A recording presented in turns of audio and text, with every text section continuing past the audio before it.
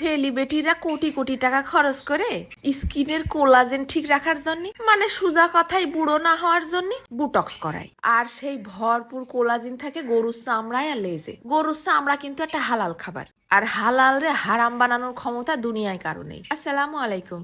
এককালে মানুষ গরুর ভুড়ি খাইতো না, বড় বড় ফুটবলের মতো আস্তে আস্তে ভুড়িগুলো খালে বিলে ভাইসে বেড়াতো। আর এখন গুমুদ ধুয়ে কুটিয়ে বাইসে কামড়া কামড়ি করে খায়। সেখানে গরুর চামড়া তো একেবারে ফ্রেশ জিনিস। তারপরও যদি তোমাকে রুচিতে না বাদে, তোমরা ভিডিওটা দেখে না। আমি আজকে নিয়ে নিছি গরুর মাথার চামড়া। মানুষ যে এত ঘৃণা ঘৃণা করে, আমার মেলা দিনের শখ একটু খাইয়ে দেখবো আসলে স্বাদটা কিরকম।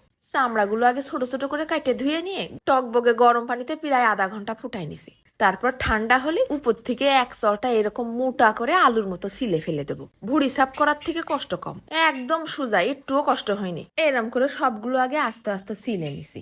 দেখো দিনই কিরাম মোটা মোটা করে খোসার মতো কাটে ফেলে দিছি। তারপরে এইগুলো আবার ঠান্ডা পানিতে সুন্দর করে ধুয়ে নিছি। এর উপরে যদি পশম টসম লাগে থাকে, তাই আবার নরম একটা মাজনি দিয়ে একটু ঘষে ঘষে ধুয়ে নিলাম। ফাইন সুন্দর করে ধোয়া টোয়া হয়ে গেলি এইগুলো আবার একেবারে ছোট্ট ছোট্ট ভুড়ির মতন করে কুচোই নিছি। দেখো দিনই কি ফাইন লাগতেছে দেখতে। মনের শান্তির জন্য এইগুলোও আবার ফ্রেশ পানি দিয়ে আরেকবার ধুয়ে নিলাম। তারপর সব প্রেসার কুকারের মধ্যেই নিয়ে নিছি। অত গ্যাস পোড়ায় লাভ নেই, প্রেসার কুকারে দুটো বাসি দিলেই গলে যাবে। নিয়ে নিছি সামান্য পরিমাণ শাহজিরে আর একটা জয়ফলের 3/1 ভাগ।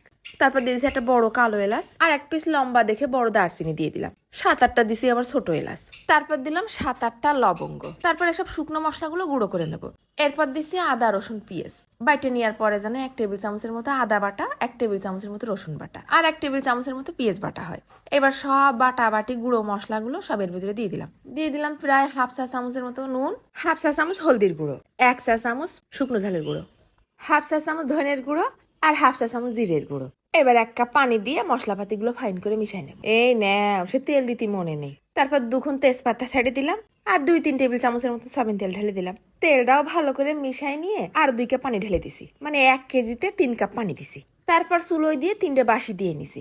দেখো দিনই সিহারা এ কিন্তু গলে গেছে, এখনো কিন্তু হয়নি, মেলা কাজ বাকি আছে। তোমরা চাইলে ঝোল ঝোল করেও খাতে পারো, কিন্তু আমি আর একটু শুকোই নেবো। এই জন্য আবার পাশে একটা কড়াইতে আরো 2 চা চামচ সয়াবিন তেল দিয়ে দিছি। তার মধ্যে 2 শুকনো ঝাল ফোড়ন দিছি আর সামান্য আদা কুচি। তারপর দিয়ে দিলাম সামান্য কটা রসুন কুচি। এবার দিয়েছি অল্প একটু পেঁয়াজ কুচি।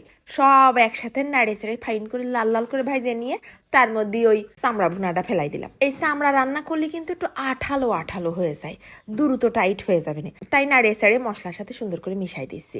শেষ পর্যায়ে আবার একটু 1/2 চা চামচ গরম মশলার গুঁড়ো ছিটিয়ে দিলাম। কি যে একটা সুন্দর ঘিরান বেরোচ্ছে আর এত ফাইন টেস্ট হয়েছে তা কি বলবো। 2-10 বছর পর এই গরুর চামড়া নিয়েও মানুষ কামড়াকামড়ি করবে না। রুটি, পরোটা, সাদা ভাত সব কিছুর সাথে একেবারে জমিয়ে ক্ষীর হয়ে যাবে। স্বাদটা কিরাম লাগিছে জানো?